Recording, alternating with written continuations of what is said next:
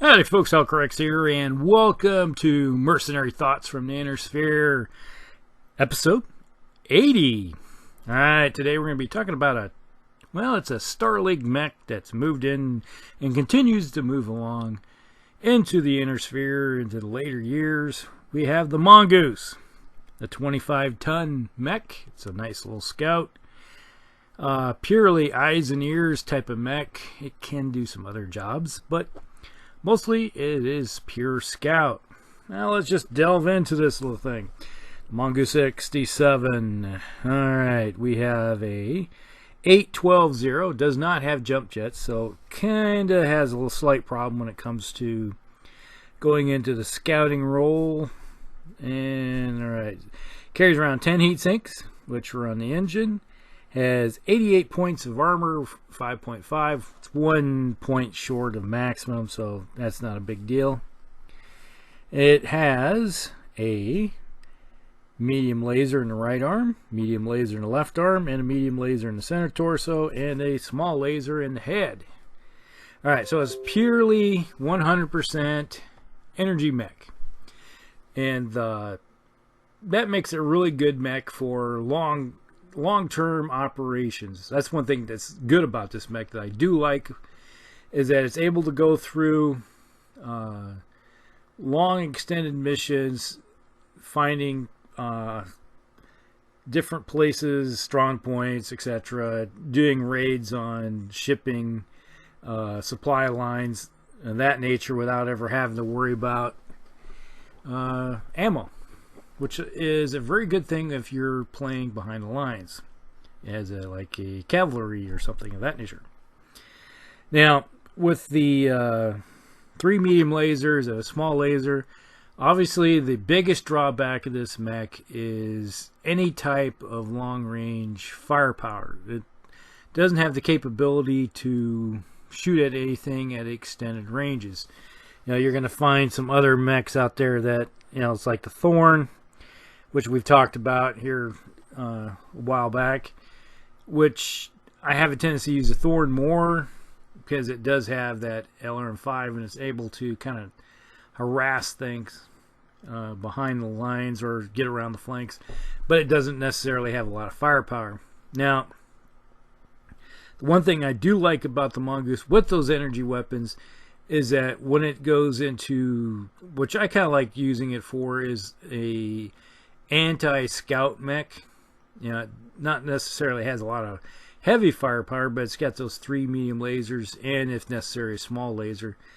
And it doesn't necessarily heat up that much, because if you fire the 3 medium lasers and you run at the same time, you're going up 1. So you can do that for 4 turns without any to worry about anything, and then you have to shut something off.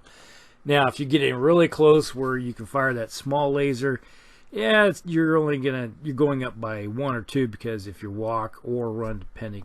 But being that you're a light mech, the whole thing is speed saves your life.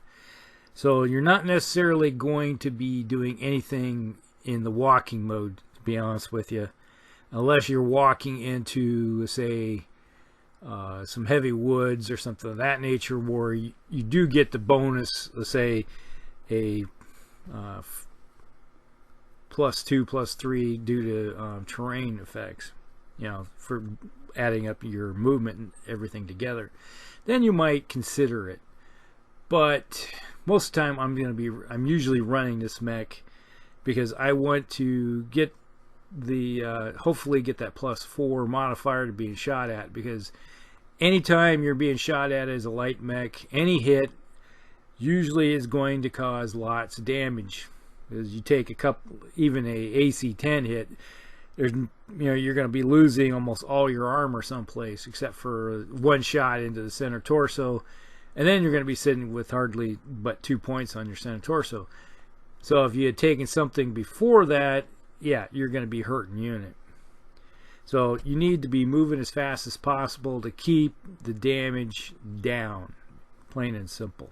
Now, like I said, I like to use this thing as kind of a interdictor, where if I see another light mech or anything of that nature that's trying to whip itself around the flanks, I will send this mech because it has the armor to deal with a lot of lighter mechs for a turn or two without having to worry about, you know, the firepower that a light mech will carry around. And, you know, typically a light mech to get hit by 3 medium lasers, like I said, there's not too many places that they can handle 2 medium lasers to one area, because 2 medium lasers to most light mechs, it's punching a hole through someplace, because it's like the give and take. So you get the speed to keep you going, but you're usually at the expense of the armor. If you look almost at all light mechs, they have a tendency to skimp on the armor. I'm kind of the opposite. I like to put as much armor on first and then figure out how much kind of weapon you can put on there. Now, so like I said, move through the flanks, get into the cover and terrain as best as possible, up those modifiers to being hit, keep yourself alive. Now, later in the game, now this is where this mech kind of tends to work itself out a little bit and help out, is, you know, you look at the typical game is that when you get later into stages, most of the heavies and mediums and heavies, even assaults, are almost point blank range, and they're pounding on each other, they're kicking, punching type of thing. It turns into a rugby scrum. And then light mechs like this can get into the flanks. It's like, all right, I see this Atlas over here. It's got an open right torso. I would fly this thing up as quick as possible into that, get into that flank, and up all my movement modifiers, like flying in it like a lawn dart, and then unload with it with its medium lasers, and then kind of like doing a bombing run type thing.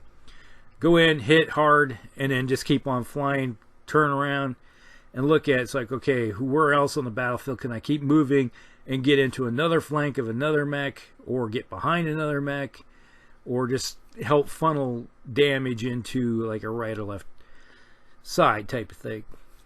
And I find that in most players will tend to ignore the lighter mechs because they want to kill the heavies and the assaults and get rid of those that carry the most firepower. So they're going to ignore these guys, and that's not a bad deal. It keeps you alive and you're dishing out damage, because that's when the lighter mechs have a tendency to up their value even more beyond the eyes and ears. Because a lot of people, you know, I agree with them, is that light mechs do not engage unless they're doing skirmish work, where, like I said, they're on the flanks pushing back other scouts. Because if I'm facing somebody, they're probably going to do the same thing to me as I'm trying to do to them. And if you have a good skirmish mech like this one, they have a tendency to disengage, run back type of thing. You're just like, think of it as the old cavalry charges. You know, it's like one side charges forward, hits them, disengages, flies back, rests for a second, then go fly back in type thing. Keep looking for the seams, looking for the flanks, that type of deal. And then later in the game, when all these other mechs are starting to look like junk, then these guys can just dive in really hard and start hitting. Now, there is a variant with this one, which drops it down from a 8-12-0 mover to a 7-11, and then replaces all the weapons with a large laser. And I think it's in, what, the right arm? Yeah, the right arm. So you no longer have, you know, you got a range 15 with that large laser. So you do now have a extended range weapon on a mech that can go pretty fast. So you're looking about the same as, let's say, like a Jenner, but you have a pretty decent range. And if you do hit, though, with that large laser, you're going to do some damage. But like, it's the one drawback is that you only have one weapon, so you're only rolling once to hit somebody. So yeah, it's like there's like redundancy. Before, when you get in close, you got 3 medium lasers. The odds are you're probably going to hit at least 1 out of those. My experiences with 1 weapon system, kind of like, think about it in the future when you get the Hollander, where it has a Gauss rifle on it. You got 1-shot weapon, does a lot of damage in 1 spot if you hit. So it's kind of like it has to park someplace. Now, with this version, you can still do the eyes and ears type thing, doing spotting if necessary, but you can get into that long range zone. It just kind of snipe away. The odds are you're probably not going to hit. But, you know, sometimes the dice gods are good to you and you hit. You know, there's been a number of times I counted, let's say I got an AC 20 and I need 12s to hit, and I hit. You know, it's like 12s do pop up every once in a while in the game and do that glorious little bit of damage. Now, you could hit somebody with a large laser, and then, you know, you may need 11 or 12 to hit. Then you roll again, and you follow up by a pair of snake eyes for the location. So you could hit somebody in the center torso with a chance of critical, and then follow up with an 8 or better, and then hit somebody in a gyro, hit him in an engine or something of that nature, or God forbid they have ammo in the center torso, and kaboom, you know, that can happen. So it is a total randomness type of game, so strange things can happen, which has happened enough times I played the game. It does. It just happens. Now, there's other things I've looked at, I've kind of messed with in the past with this mech, is trying to figure out how to put some jump jets on it. The only way I really ever messed with the jump jet circumstance with this thing is you downgrade it from a 812 down, like I said, the 1 variant, drop it down to a 711. Frees up a little bit of tonnage. I think you can put on like 2 tons. So you can get yourself a 4 jump jet. Now, some people will scoff at, oh, you only can jump 4. But that gives you the ability to jump over terrain. Let's say you have 3 hexes of woods in between you and some cover that you want to disengage. Let me tell you, it helps out greatly to get out of line of sight to something, or get over something, you know, just plop over, and then that allows you to, the next turn, haul, you know, do that 10 to 12 hex movement, because you had some jump jets, be able to go over terrain. And it also makes it a little bit better when you're looking at it in a city fight. So if you are somebody that plays time in a city, it wouldn't hurt to have a mech that has the ability to jump over buildings. Because typically a lot of the buildings that we play with, a lot of our games are level 3s, level 4s type of buildings, your common buildings. So you could, if it's a level 3, get over top of it type of deal. So that's something to think about also. So overall, it's not a bad little mech. It's very useful. It's a good anti-scout mech. With the ability of all energy weapons, you don't have to worry about type of explosions from ammo. One kind of drawback is funneling of, it doesn't have, you know, you got, your weapons are in the head, arms, head. So I don't believe this thing has very many, I think the heat sinks are like 2 and 1 in each leg. I think that's all it has for heat sinks. And so you have a chance of, if you do get inside, you have a chance of critical, and you get something, it's funneling right, you know, it's going in, nothing to stop stuff. So that's one drawback though. But like any light mech, if it gets hit that bad, you know, it's usually 1 or 2 good hits on any light mech, and they're usually junk. Plain, that's just what happens. That's the way it works out.